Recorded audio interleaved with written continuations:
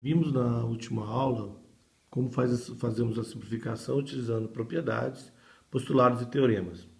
Agora vamos trabalhar com o mapa de Carnot, que é o mapa de Vetti-Carnot, mais conhecido como mapa de Carnot.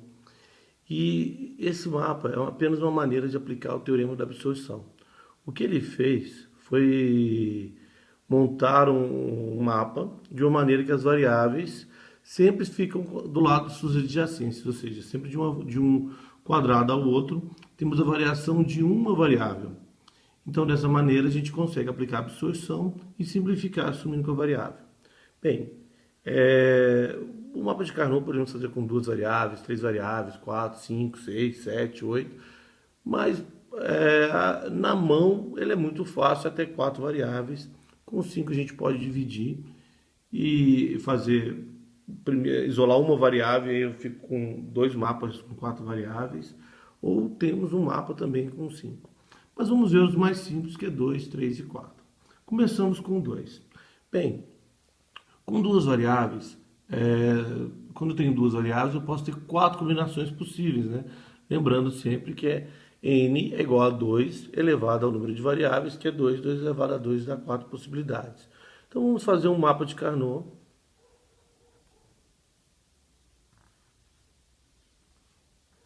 Para quatro variáveis, 0, 0, 0, 1, 1, 0, 1, 1. Tudo bem? Vamos escolher aqui, fazer uma tabela verdade qualquer. E aí, vamos assim, como coloca? Lembrando que isso aqui é a posição 0, posição 1, posição 2, posição 3. O mapa de Carnot para duas variáveis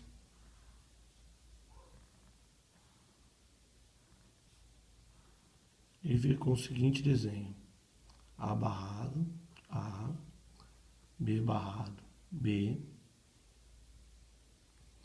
E aí eu tenho, olha, 0 e 0 é a posição 0, 0 e 1, posição 1, 1 e 0, posição 2, 1 e 1, posição 3. Então eu vou transportar dessas linhas para cá. Então, 1, né, na posição 0, na posição 1 eu tenho 1, na posição 2 eu tenho 0, na posição 3 eu tenho 0. Como funciona o mapa de Carnot? Primeiro, isso aqui a gente tem que encarar ele como se fosse uma esfera que foi aberta, ou seja, o lado de cima sempre está ligado ao lado de baixo, um lado ligado ao outro lado. Eu posso formar no mapa de Carnot grupos de quadrados ou retângulos. Nunca eu posso fazer na diagonal. Sempre eu tenho que pegar a maior quantidade possível de uns, formar todos os grupos até que todos os uns tenham terminado. Depois de fazer isso, eu tenho que verificar se cada um pertence a um grupo somente dele. Se ele não pertence a um grupo que seja somente dele, esse grupo não existe. Então vamos experimentar. Primeiro, como aqui a gente tem quatro possibilidades, a primeira coisa que eu verifico é se é possível eu ter um grupo com quatro variáveis. Não tem jeito. Tem jeito de eu formar um grupo com duas variáveis? Tem esse aqui. Tem algum que ainda não foi acolhido, não foi utilizado? Não tem. Todos os estão aqui. E esse grupo tem um que é só dele? Tem dois, tem esse e tem esse. Logo, o grupo está correto. E como eu tiro esse grupo para fazer a simplificação? É muito simples. Basta que eu verifique o seguinte: a variável que se mantém constante, eu utilizo. A variável que tem variação, né, que muda, a gente elimina essa variável. Então, por exemplo, para esse 1 eu tenho A barrado, para esse 1 eu tenho A barrado. Então, se não muda no grupo, ele desce.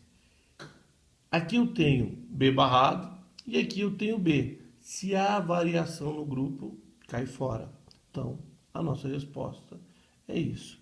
Somente nesse primeiro caso, vamos fazer da maneira antiga, né? Para a gente ver como a gente fazia isso. E tanto que isso aqui é mais simples. Então, S, eu pego dessa variável aqui, eu pego então A barrado, end B barrado, ou A barrado, end B. O que eu tenho em comum é o A barrado, então eu tenho que A barrado é igual a B barrado ou B. B barrado B é 1, logo S é igual a A barrado. Bem, essa é a maneira que eu utilizo com duas variáveis. Somente para ilustrar, vamos fazer alguns exercícios que para facilitar. Então, nós temos aqui. Eu vou direto para o mapa de Carnot, né, para ganhar tempo. Não vou fazer a tabela, lembrando. Então, isso aqui é a posição 0, posição 1, posição 2, posição 3. Então, A barrado, A, B barrado, B. Vamos fazer essa aqui, ó. Essa aqui eu só tenho esse grupo. Se eu tenho só esse grupo, eu tenho que S é igual a... O A muda, né? Para esse 1 eu tenho A barrado. Para esse 1 eu tenho A. Se muda, cai fora. Para esse 1 eu tenho B, para esse 1 eu tenho B. Então, B. Um outro exemplo.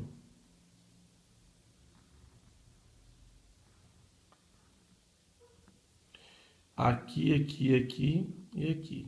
Então, assim e assim. A barrado, A, B barrado, B.